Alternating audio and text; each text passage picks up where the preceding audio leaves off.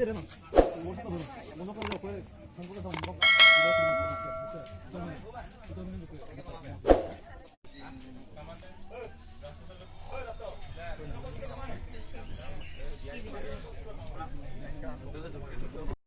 Everyone, মই যদি আপোনালোকে চাই আছে মোৰ ইউটিউব ছেকেণ্ড চেনেল এজন আপোনালোক সকলোকে মোৰ ইউটিউব চেনেলত স্বাগতম জনাইছোঁ।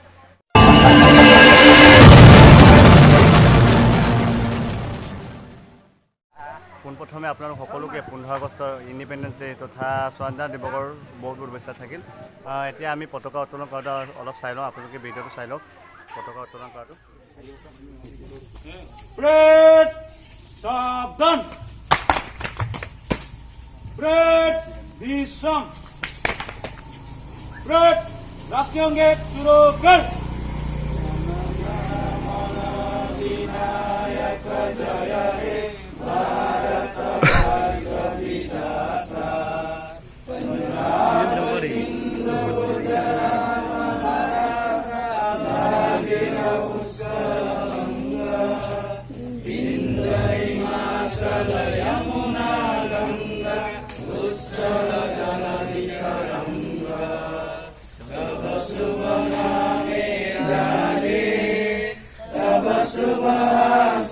मागे जाए तब जय गाथा, जन गण मंगलदायक जय हे भारत भाग्य विधाता, जय हे जय हे जय हे जय जय जय जय हे।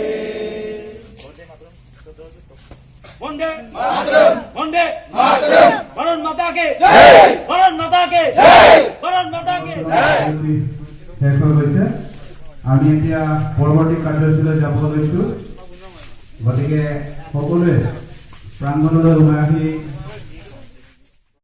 ছাত্ৰ ছাত্ৰীসকলে এইকেইটা কথা মনত ৰখাটো ভাল, যাতে কোনোবাই সুধিলে যাতে ক'ব পাৰে। আমি সৰুতে পঢ়িছিলোঁ তিনি বৰণীয়া জাতীয় পতাকা নীল আকাশত নাচে, ওপৰে গেৰুৱা মাজত শুকুলা তলত শ্যামল নাচে। পতাকাখনি দেখিলে আমাৰ কবিতাটো মনত পৰে। সেই কবিতাটো আমাৰ ভাৰতৰ স্বাধীনতাৰ যিটো আৰু মোক উত্তৰ হিচাপে আপোনালোকে মোক সুযোগ দিয়াৰ বাবে জ্ঞাপন কৰিছোঁ। বৰ্তমান আমাৰ পতাকা উত্তোলন হৈ গ'ল, এতিয়া অলপ পাছত কবিতা আবৃত্তি আছে। আপোনালোকে ভিডিঅ'টো আগলৈ চাই থাকিব, কবিতা আবৃত্তি কৰাসমূহ আৰু কুইজ কম্পিটিশ্যনসমূহ দেখাবলৈ চেষ্টা কৰিম, চাই থাকিব। নমস্কাৰ, মোৰ নাম শ্ৰীমতী নয়নমণি মিলি। মই এতিয়া কবিতা আবৃত্তি কৰিম। কবিতাটোৰ নাম পক্ষীকুলৰ অভিযন্তা। আকাশৰ সৰু মই কামত ডাঙৰ, বা আজি মোৰ নালাগে বাগৰ, বুকুৰ উমাৰ পাখি ঐ ৰং চোৱা, দেউকাৰ আখ চোৱা আলতি বুঢ়া চোত আৰু চকুৰ মণি বাদামী ৰঙৰ, টুকুৰা চৰাই মই চৌকিমতাৰ ধন্যবাদ। মই কবিতা আবৃত্তি কৰিম। কবিতাটোৰ নাম হ'ল পক্ষীকুলৰ অভিযন্তা। আকাশত সৰু মই কামত ডাঙৰ, বা সাজি মোৰ নালাগে ভাগৰ, বুকুৰ উমাল পাখি হয় ৰং চোৱা, দেউকাৰ আখ চোৱা হালধি বুলোৱা, ঠোঁট আৰু চকুৰ মণি বাদামী ৰঙৰ, টুকুৰা চৰাই মই চহকী মনৰ। ধন্যবাদ।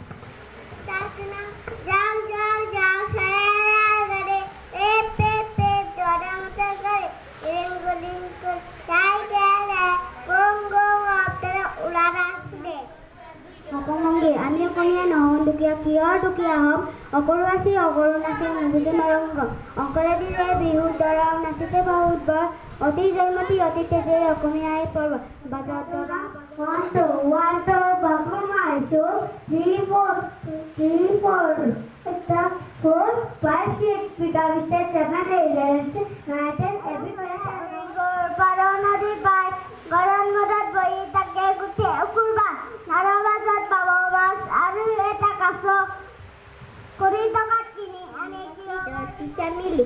মই এতিয়া কবিতা আবৃত্তি কৰিম। কবিতাটোৰ নাম আমাৰ পৰাকালি। আমাৰ পৰাকালি আমি ফুলনিৰ নানা ৰঙী ফুল, মিলি জুলি তাকো খেলি আহি ধেমালিৰে বৰি বৰি আছে আমাৰ এই পৰাকালি। সাধু আৰু গান শুনি নাচি নাচিলো মন, হাতে কামে কৰি একো নাই কিতাপৰ বোজা। নমস্কাৰ। নমস্কাৰ। আজি ৭৪তম স্বাধীনতা দিৱসৰ উপলক্ষে অনুষ্ঠিত কবিতা প্ৰতিযোগিতাত মোৰ নিৰ্বাচিত কবিতাৰ শিৰোনাম বিশ্বশিল্পী। কবি ৰূপকৰ জ্যোতিপ্ৰসাদ আগৰৱালা।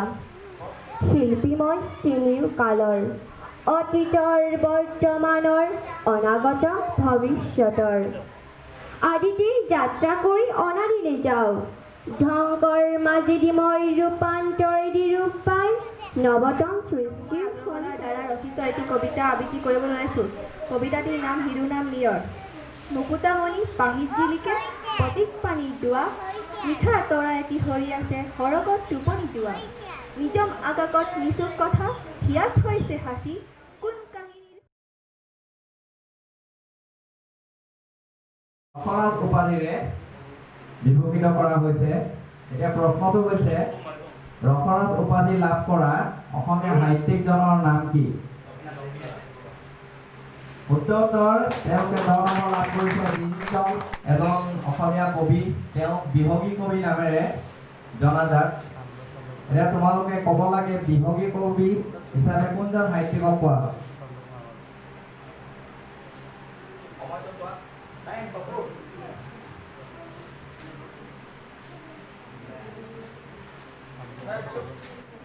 ভুল উত্তৰ, নৱকান্ত বৰুৱা নহয়। প্ৰশ্নটো বাগৰি গৈছে দিচাং দললৈ। শুদ্ধ উত্তৰ ৰঘুনাথ চৌধুৰী। বাগৰি যোৱা প্ৰশ্নৰ বাবে দিচাং দলে লাভ কৰিছে 5 নম্বৰ।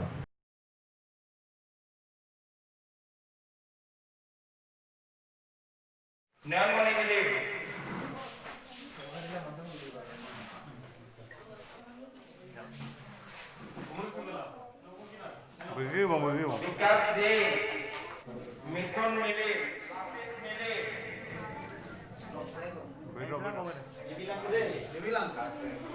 रश्मिता कोले